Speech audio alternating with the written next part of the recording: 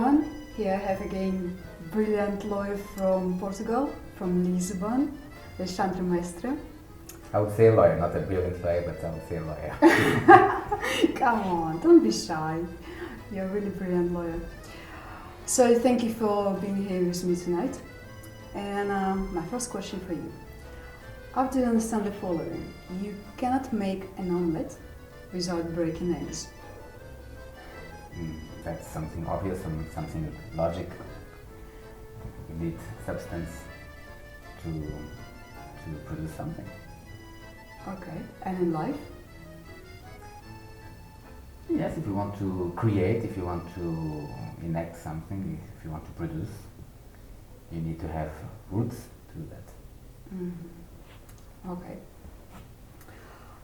2 weeks ago, flying from Moscow to Barcelona, I had a conversation with a lawyer from USA, and he said, I'm going to quote him, "The only constant we have in our country is the law.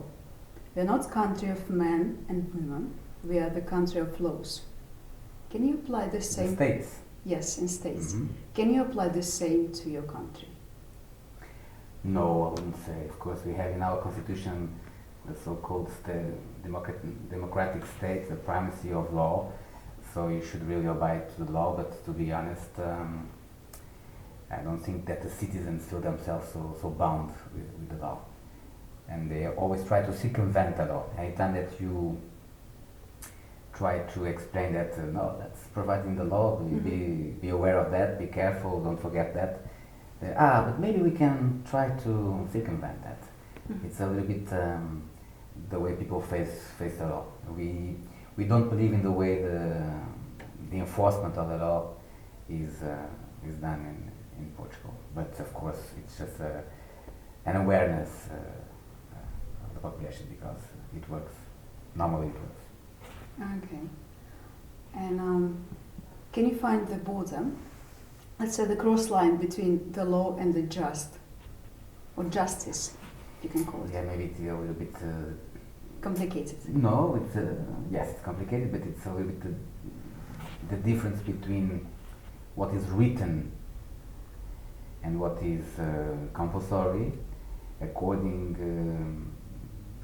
to legislators. But those legislators are also human beings, and maybe they have some ethical and moral conceptualization of what is just or not just. So that law is a reflection of the way the legislators see what is just, but it doesn't mean that it's the common sense of justice. And maybe there's no common sense of justice. Each one of us has our own moral and ethical views. Yeah. Okay. And can you call the law of Portugal to be just? It depends. It depends on.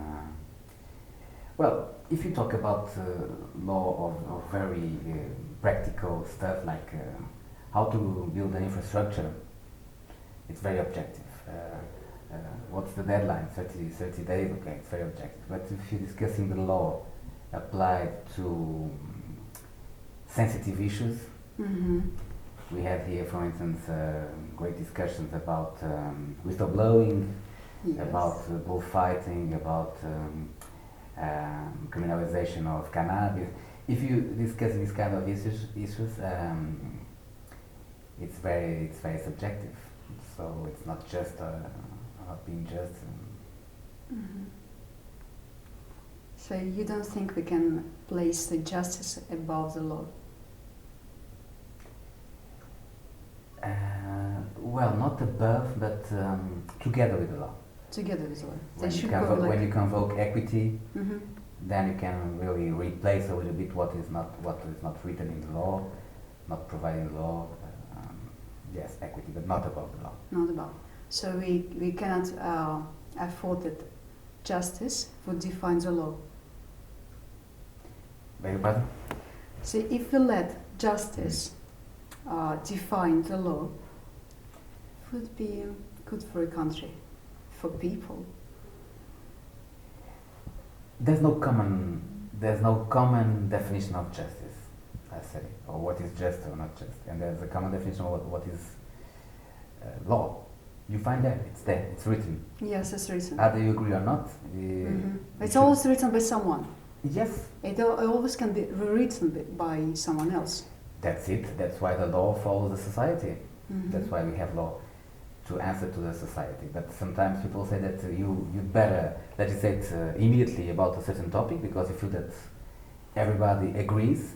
But since a small minority does not agree, you're not going to legislate. So it would be always impossible to look at the law, to look at the justice and say everybody is quite well satisfied.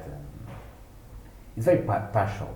Mm-hmm. Justice is partial, and it depends on the culture, on people. So it's made by men and women. So. Okay. Okay. So sometimes to break a law, is it okay or not? If it goes well, it's a temptation for a lot of people. Sometimes it's useful. Mm-hmm. Sometimes it's faster. It's more practical. Sometimes you violate the law without jeopardizing others' rights. Mm-hmm. But it's not a good principle, because if you do that for your own purposes in the very beginning, in a certain moment you say, well, I'm not going to do this until a moment that I'm catched. And suddenly you're putting others in the wrong position. Mm-hmm. And we must take care about the others, even when we don't like the others. Okay. Talking about sport, do you think the idea to make Portugal like top 10 countries, sport countries, is similar to the revolution? Yes, because once again, like justice, the way you see sport in a certain country depends on the way people face it as a priority or not. Mm-hmm. And if you look to the figures, namely the Eurobarometer, Mm-hmm. always think about the European Union, Portuguese people do not practice that much sport or do not practice regularly, don't like that much, they're lazy sometimes, they think that they don't have enough time, it's not a priority. So that's the answer from the politicians. Mm-hmm. It's coherence to that approach, and the politicians are also men and women once again, so they don't face sport as a priority. Like French, for instance, in the You're a 70s. politician also. Don't think. I'm not politician. I was. No. I mean, not you. I mean, politician of your country. Mm-hmm. So they don't see the sport is priority. No. No. Yeah, and you can find that in the program of the governments, in the main objectives for the governments, in the budget allocated for sport. When you have different policies, sport is not the one that has primacy, so that it would be a revolution to put Portugal on the top, because to put on the top, from the grassroots to the high level, you would need to give sport a priority, and Yes. Unfortunately that's not the way. Huge investments also. Huge investment, but I always Educational find programs. educational programs, and I always find quite a paradox that we are always naming and invoking a UNESCO statement that when you invest $1 in sport, you're saving $3 in health. Everybody agrees. Then you come, for instance, to Portugal, a country in which the national health system is exploding, but instead of investing in sport, Mm-hmm. they prefer to discuss other topics. Okay. No, it's not a priority. We won't be in the top 10 with this kind of... The revolution would be to have someone, a prime minister, for instance, facing sport like this is a priority for the country and let's do it. Okay. So probably I shall promote myself here. Yes, why not? You should. And you know, we tend to listen with more attention foreign people. Okay. So please do it. So probably it's my time. Okay. Do you practice sport yourself? Yes, it doesn't look like, but I practice sport, yes. Yeah, I know something about it, but I also heard you used to practice sport a lot. A long time ago, I used to play tennis, and I used to play volleyball at school too. I'm not that tall, but I used to play volleyball. And football with friends, normal gym, go to the gym. But my big problem is I like to eat a lot and to drink. That's why I don't live that much fit, but I love sport. I like to practice sport. I also love to drink wine, but sport is a big part of my life. And you said tennis. You mean Yes. a big tennis, like big tennis, not table one. No, big tennis. Yes, it's good. Who's your favorite? I've practiced in the national tournaments when I was younger. Yeah. Good. Because I'm practicing tennis myself. Who's your favorite tennis player? I would Eva. prefer Eva. I'm from the 80s. The 80s was my favorite period of tennis. Mats Wilander, Boris Becker, Ivan Wendell, Jimmy Connors, Okay. McEnroe, Bjorn Borg. That period of time was my favorite. Okay. Sometimes the best player is not the one that has the best results, but like in Formula One, my favorite was Keke Rosberg, and he was a little bit crazy. So Jimmy Connors, for me, or Boris Becker, crazy players, but with spectacle and Okay. Yes. showtime. Yeah, I like. Yes. Yeah. Well, like my favorite one is Safin. Yeah. Marat Safin. Recent one, yeah. Well, not really recent one, but still, he was crazy. He was like no one. And next question: do you have any nostalgic emotions about the past? Always. Always. I'm very nostalgic. Very nostalgic. About past you have lived, or about the past that was before even you were born? About the past that I have lived. Of course, you have always curiosity how would be the life in that century, in that context. Of course, you're curious, but it's not nostalgic because you didn't live it, I think.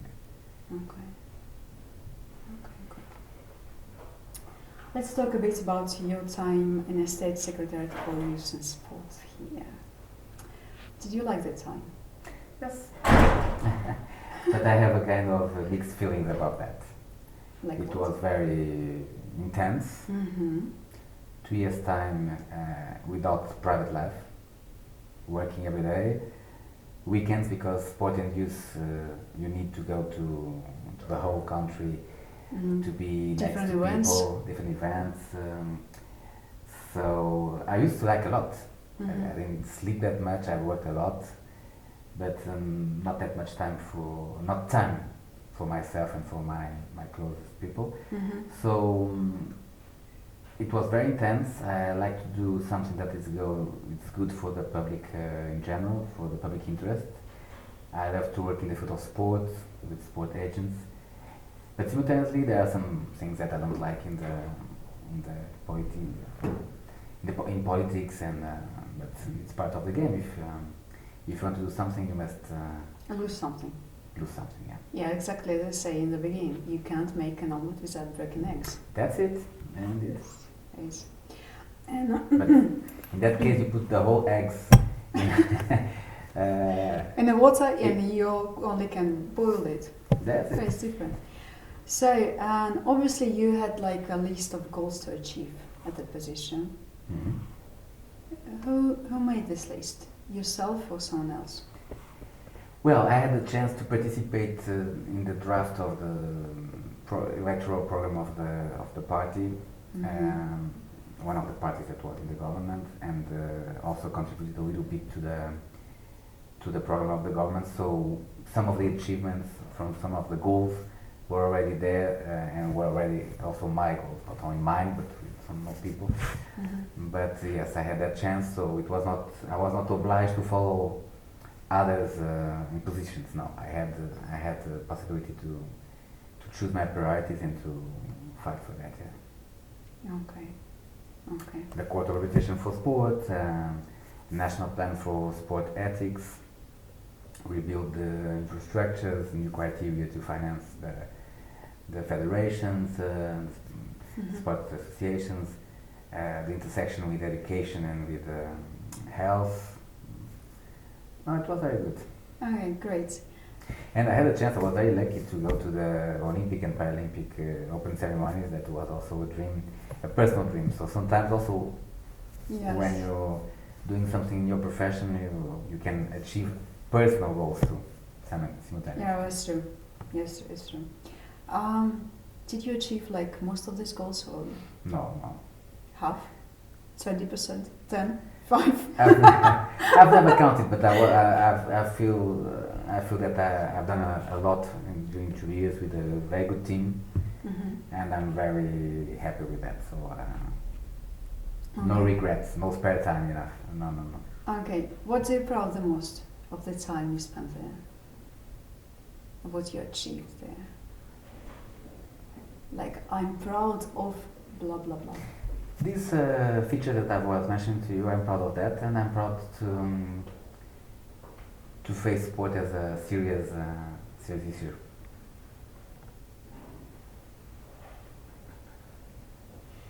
And what are you ashamed the most of the times there? Ashamed. Mm-hmm. Well, sometimes, once again, you're a human being, and sometimes when you read the best, sometimes you're not, don't say the right words, or sometimes the interpretation of your words is not correct, and I'm ashamed of one sentence that I've never said in the field of youth. I was criticized because the people said that I advised the young generation to emigrate, the unemployed youth generation to go and try to work abroad. But I didn't say that. But I'm ashamed of something that I didn't do, and it was disseminated by some press like something that I said. So I do respect a lot youth people, unemployed people. I was talking about mobility, and it was completely used for another. Okay. Can you be completely honest and tell the true reason why you leave the position? I'm always true, but I have to respect what is confidential. Okay. It's also ethics when you safeguard confidentiality. But something was behind. Apparently not. Apparently just a Secretary of State doesn't have their own competences. You depend on the minister, and the minister had to leave for certain reasons. So we were several Secretaries of State working with him, and only one out of us remained. So apparently it was very logical that we left. But sometimes you listen from this and from that person. No, I know the exact reason why it remained. We can have an intuition, we can have a conviction, but you never know. Okay. But come on, it's not your role. It's a role for the country. So you don't have to feel that it belongs to you. So you just like an actor who's playing a role? Not an actor. I'm someone with a specific role, with a duty, with a task. And I'm there until the moment that... you need to be changed or replaced. That's it. Okay. And you should face it like a very normal situation. It's not your own toy. Would you accept an offer to work for the government again? I have that, a lot of people ask me that, family, friends, colleagues, and once again I have mixed feelings. Mixed feelings? Yeah. It's not a goal, it's not a priority, it's not a name, a dream, not at all. But you never know. Only if and when it comes, I will decide, and I will decide very quickly for sure. Yes or no, I will decide very quickly. Okay. Where do you see yourself in 10 years' time? You know, when you get older, But you're very young. Not yet, come on, I'm 40, almost 45. Huh? You'll be 45 on 18th of February. Yeah. But 10 years ago or 20 years ago, I had a lot of objectives. Personal, but mainly professional objectives. I want to be this, I want to do that. But now, I don't have it anymore. So go with the flow, keep on working on what you like, keep on doing what you think that you're most useful for the society, and then wait for what is coming. It's not really, and I think that when you fight sometimes for a certain objective, maybe you never achieve it. And there are some cases I don't want to nominate, but I know some people that was a little bit obsessed during a long period of time. I want to be this, I want to be president of that, I want to be this and that and that. And they that's never something achieved. When they achieved, once they achieved, they thought, this is a kind of nightmare. Mm-hmm. So sometimes you have a wrong idea of what should be better for you and for the others. Okay. So I hope that God and life will lead me to the right path. Okay. Okay. Just one little mark about age. One of my heroes, Plato. Yes, I remember. So he started to reach some significant things in his life only when he reached the age of 50 and 50 something. Well, I don't know. Maybe, so I have... Before that time he was just a manager. I have 5 years more to Yes, enjoy see. life. You see? So, talking about your latest book, Direito do Fitness. How this idea came to your mind? To write and publish the book, or it came to your mind like separately? First you wrote the book and then you said, okay, it's quite good enough to be published. No. Once I decide to publish a book, to write a book is to be published. Yes, of course. Why should you do it for yourself? You should write for the others. Come on now. But it happens sometimes, and it depends also on the way you feel. Is it the book good enough to be published, or is the book perfect as I want it to be? Mm-hmm. If you wait for that moment, maybe you never publish a book. But because it's never perfect, it's always incomplete, you would like to wait for a certain law that is going to come. But I always remember there's a writer in Portugal. She decided to start publishing a few years ago, and during decades she was commentating, she was a critical of real writers, I would say. And she used to say, come on, if I criticize every day people that write books, once my book should be absolutely perfect. So she had a lot in their how do you know? I forgot the word.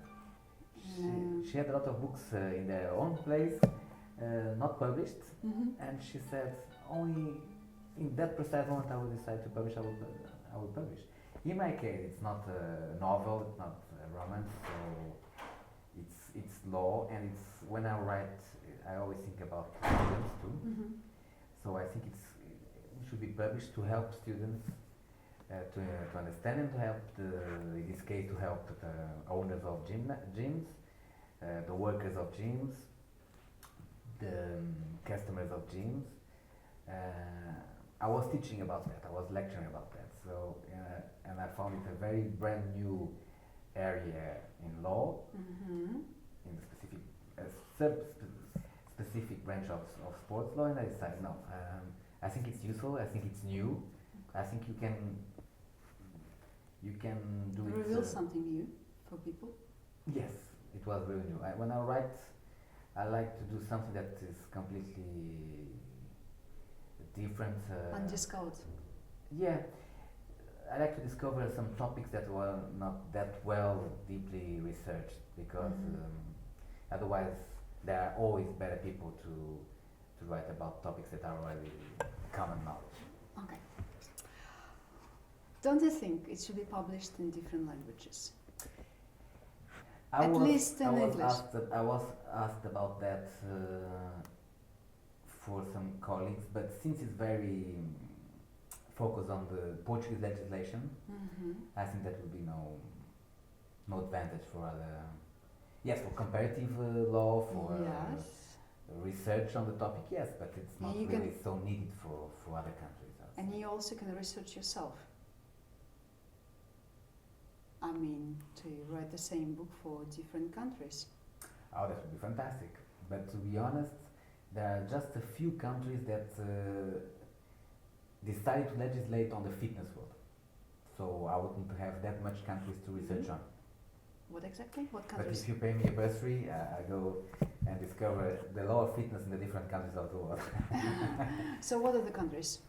USA? Oh yes, USA, yes, some Mhm. states, and some of them Canada. Some of them I also quoted in the book. France, Spain, Brazil, Mm-hmm.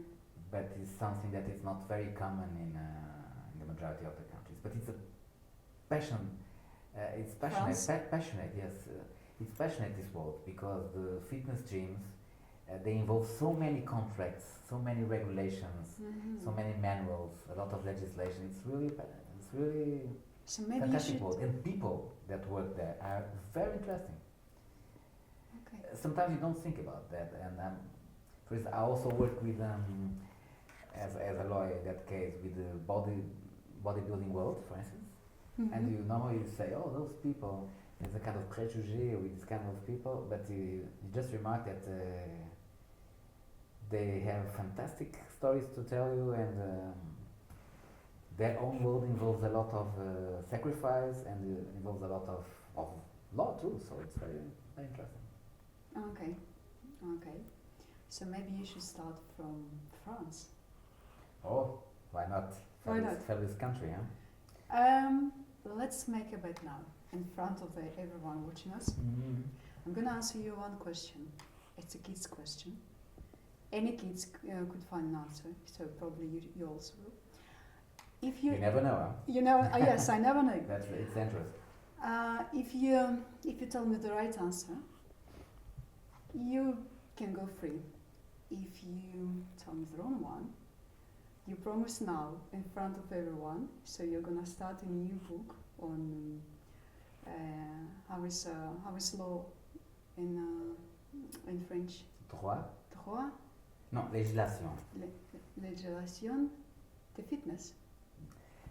But in this case, it would be law of fitness, so droit de fitness. Droit de fitness. Okay. The question is, what's one wall say to another one? One ball to the other one. Yes, one wall, a wall like this one, Ah. pared. Uh-huh.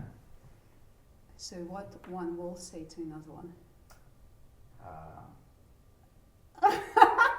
How do you feel like being in front of me? Maybe. I don't know. What's the answer? Let's meet at the corner. Good. So I've lost. You're lost. Not that many kids would answer correctly to that question, I would say. No, I would say many. Yeah? Yes, many. Many. Unbelievable. Yes. So in the other interview that you've done, did you ask the same? No one. No one was able to answer. No one.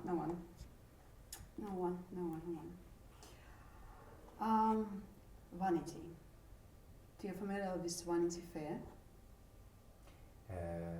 It's vain. Do you know the word vain? Like to be proud of yourself. Mm-hmm. Okay. Too much. Yes. Yes, so you know what I mean. Mm-hmm.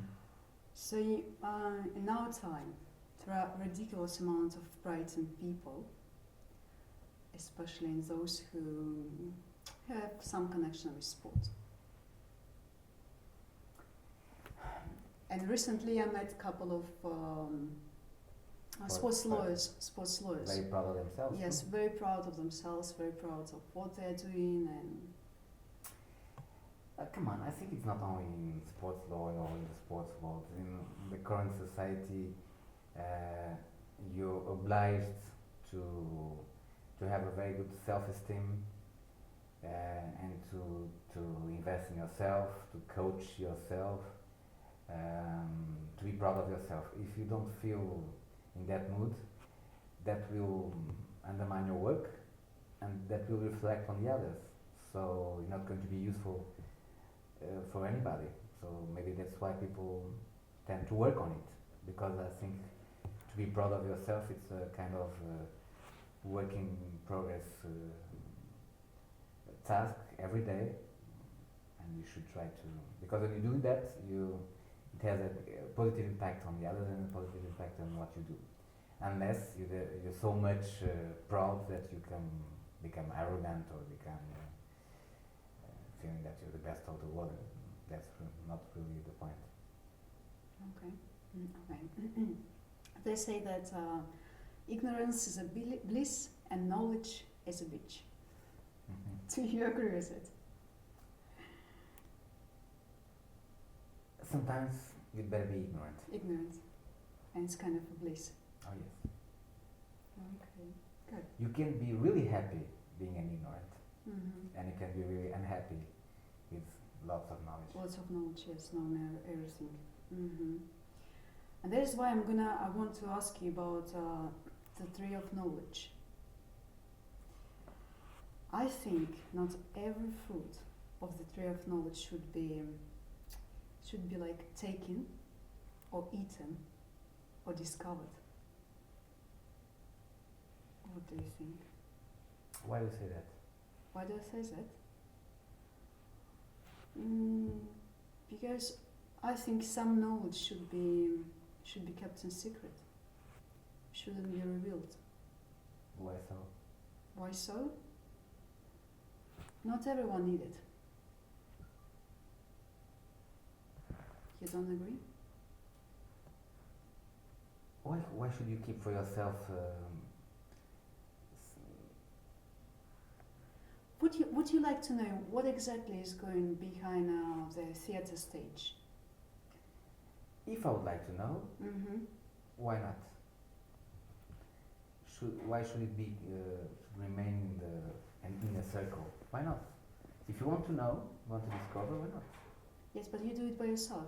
You shouldn't reveal it. You shouldn't open it like to the whole world. That is my idea. But you don't open when you feel that it's not needed, I think. Otherwise, you're egoist. You want everything for yourself and you don't share. Mm-hmm. But normally, think about it. When people jump in the plane, everybody wants to go to the cockpit. Why? Mm. What's the need to know? Leave the pilots there. They know how to do it. But there's a big curiosity. You don't need it, but if you want, why not? Why should they? That's why they open the doors. Okay. So You should open the doors for people that want to know something that even you think that it's not really useful, or you think that it should remain in your circle. There might be a reason for, and sharing. It's one of the best things in life, to share. Okay. You don't agree? I don't Of agree. course, there are some people that don't deserve you to share a lot, but that depends on the way you. Yes, I still believe that many things should be kept in secret, seriously. If it will cause kind of suffering for the others, yes. Mm-hmm. If it's something that is really very from your intimacy, it belongs to you. There's no need to tell. Yes, but otherwise, the rest I think you should share. Okay. Okay. Well, for example, if you are talking about a great musician, you like his music, you like his performance, etc. But if you find out some aspects of his personal life that not goes well with yours. But why do we have so many biographies, so many movies about the other part of the person? And when you like the musician, Mm-hmm. you like the music, the way he composed it, the way he interprets the song, the way he performs. But then you want to know who's behind the professional, the artist. Yes. And sometimes the person who is behind is not a pleasant one, you know. It's not what you really expected. Maybe It's interesting to know. I have this but curiosity it's a in kind of fantasy. myself. It's a kind of fantasy, like those heroes. Everybody says, if it's your hero, don't try to know Yes. how is this person in his private life, or don't try to be close to him Mm-hmm. because you're going to be disappointed.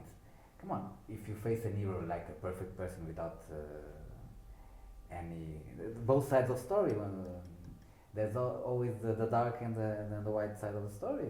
If you want to remain with the white, you're losing something.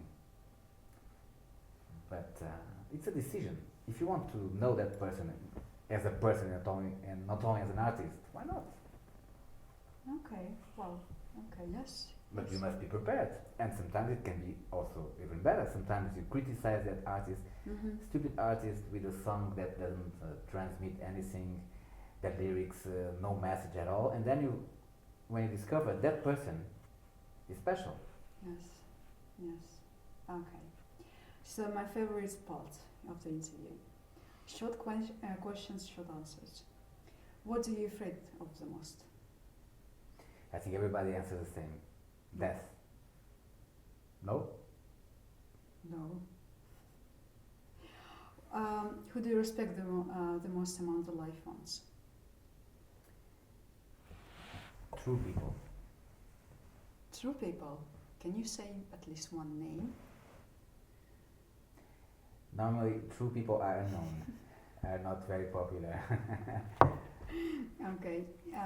Who do you despise the most among the life ones? Despise, what's the meaning? Sorry. Like the opposite of respect. Untrue people.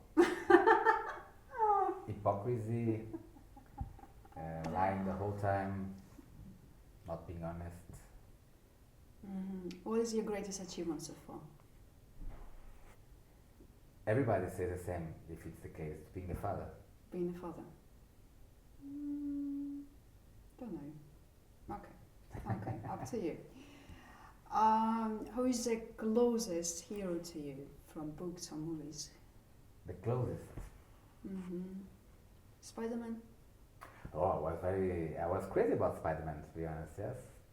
And there's a new movie on Spider-Man, I want to see that, I want to watch it, but I wouldn't say that those heroes are real heroes for me. So you're talking about someone that I've never met, and I do... Yes. You read about him, you read in a novel I will say Hemingway, Samaranch, different people. What do you regret the most?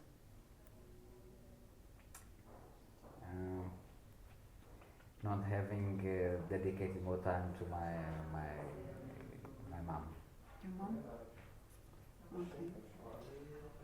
If you can have a conversation with anyone ever lived on this earth, drinking the best wine, meanwhile, who would it be? Someone that is living... Ever lived. Ever lived. It could be Caesar. It could be Caesar.